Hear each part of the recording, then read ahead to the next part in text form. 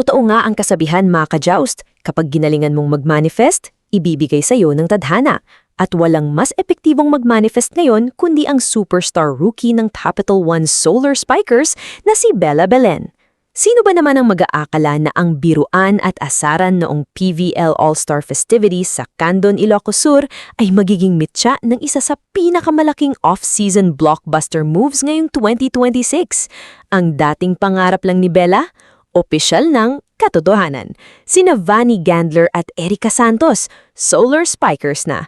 Sa video na ito, hihimayin natin kung paanong binago ng Capital One ang landscape ng PVL at ano ang magiging epekto nito sa kanilang laro. Hatid sa inyo ang mainit at malupit na breakdown. Umupo, makinig at talakayin natin to.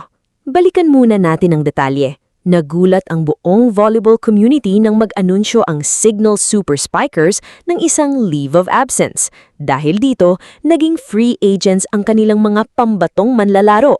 At dito na pumasok ang bagsik ng Capital One Management at ang playful recruitment ni Bella Belen. Ayon mismo kay Bella sa nagdaang press conference, hindi niya pinalampas ang pagkakataon noong All-Star Game. Habang suot ng mga Signal players ang blue and yellow jerseys ng All-Star team, biniro na sila ni Bella na bagay sa kanila ang kulay ng Capital One. Pero hindi lang to purong biro. Ipinaliwanag ni Bella sa kanila ang platform, ang direksyon at ang ambisyon ng Solar Spikers bilang isang prangkisa. Sinabi ni Bella at i-quote natin, "Ako talaga, I really manifested and prayed for it talaga na may makuha kami from Signal with the likes of Vanny Gandler and Erica Santos. Malaking help sila sa Capital One. Lahat ng tulong na pwede naming makuha, kukunin namin." Isang patunay na sa modern volleyball, hindi lang sa loob ng court nagpapanalo ng laro, kundi pati na rin sa husay ng diplomasya at panghihikayat. Ngayon, dako naman tayo sa X's and O's. Paano nga ba babaguhin ni Vanny Gandler at Erica Santos ang takbo ng Capital One sa loob ng court? Tandaan natin, nahirapan ng Solar Spikers noong nakaraang 2026 All-Filipino Conference. Kulang ang kupunyan sa consistency, firepower, at higit sa lahat, veteranong leadership sa mga krusyal na sandali ng laban.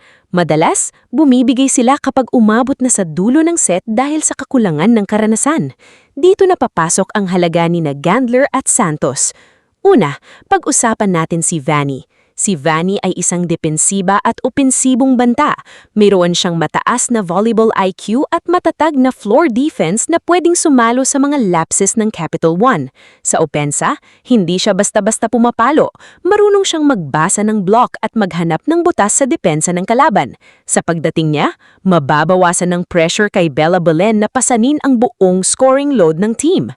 Pangalawa, si Erica Santos, isang maaasahang opposite spiker na may dalang muscle at tangkad sa net.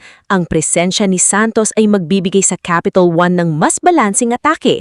Kung noon ay madaling maipredict ng kalaban kung kanino ibibigay ang bola, karaniwan ay kay Bella.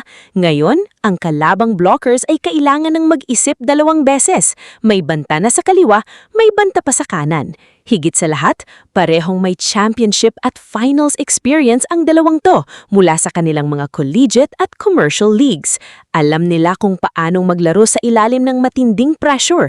Sila ang magsisilbing calming presence o ate na gagabay sa mga batang manlalaro ng Capital One kapag uminit na ang labanan sa endgame.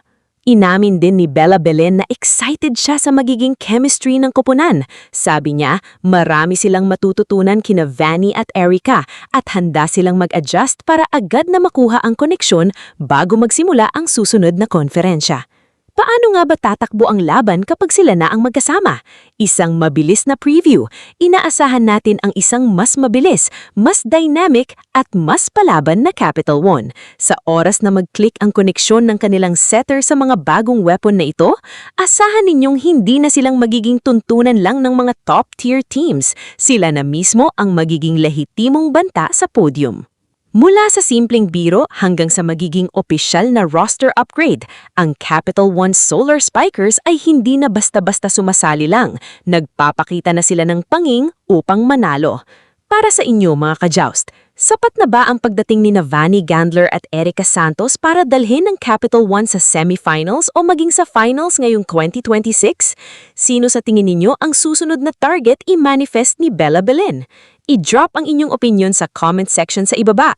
Huwag kalimutang i-like ang video na ito, mag-subscribe sa ating channel, at i-hit ang notification bell para lagi kayong updated sa pinakamaiinit na balita at malalimang pagsusuri sa mundo ng sports.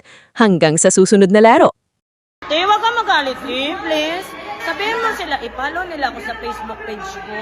Hinahanap, ikaw tsaka si Ate Gemma. Boss, tinalo nyo nga kami, papapalo ko siya. Ikaw yung boss ko.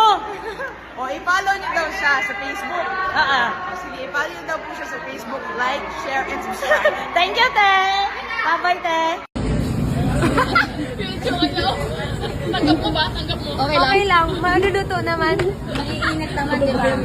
Masarap pa yan. Mamamit naman yung ano. Para masarap Yung germs. Mawala naman yung germs, no? Ano ko to sa'yo eh? Ibang flavor yan. Maiinit Boss, naman. okay lang, boss. Kukulo naman yan yung germs. Oo, matay ko. Karma.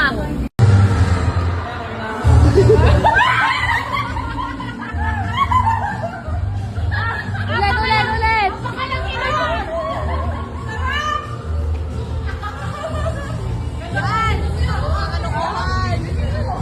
Akin na, lagyan mo ng sabaw.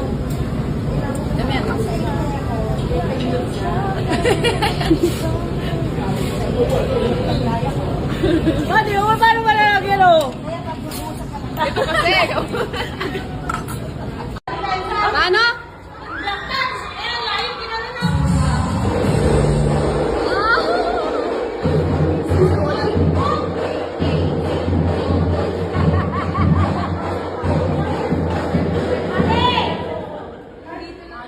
At nagkita na naman kami eh. Ayoko, may aso kong dala. Ayoko niyan! Bitawan mo! Ako nagbibidyoan kasi ako ikli ng buhok ko. Okay lang para makita ka nila una-un. Ayoko! Hindi. Alala po niya ako. Hindi nga yan labag sa loob. Buong buo yan. O, diba? Galing Japan. Favorite mo yan eh. Uy! Hoy! Love you, auntie! Pasok ka na sa Star Magic! Yung na... Ay, mabutignan! Ay! Pang baby. Pang baby yung ano, yung sa kamay.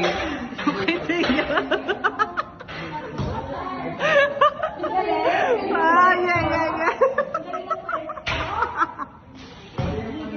Ang galing! Kaya, ganun ka nga din sa kanya. Walling 101. Gaganti mo siya. Oh! Walling 101. Saan? Yung abs ko! Ang sino balbog! Nakasuka! Nakaganti! Galing mo! Heart naman, heart. Heart. Pisilin mo kasi. Ayun. Yan, parang mabas. Grabe mga Yan. gawa mo. Yan. Grabe, ang dami nakatingin sa iyo ba? Hi, fans! For the content ka ngayon. Uy, ba't lumuluwa sa taas pala? Sino daw BFF ni ano? Ni Monte Bikes. Ay, hindi ko alam. Lumalaki na po yung ulo niya eh. Ang laki ng ulo, hindi naman namamansin. Sobrang Bilisan laki. mo na, Wait lang, lumuluwa na kasi sa taas, oh. Iganin mo kasi, pipin mo kasi. Ikaw kasi ikaw na nakahawak eh. Dako kasi ako. Ayop. Parang galing pa yan sa Be Brave ba? Be brave. Paano ka yung baby? Ganito. FPU, be brave. Hayop. Lumuluwa kasi sa taas. Ipisil mo lang, wag mo muna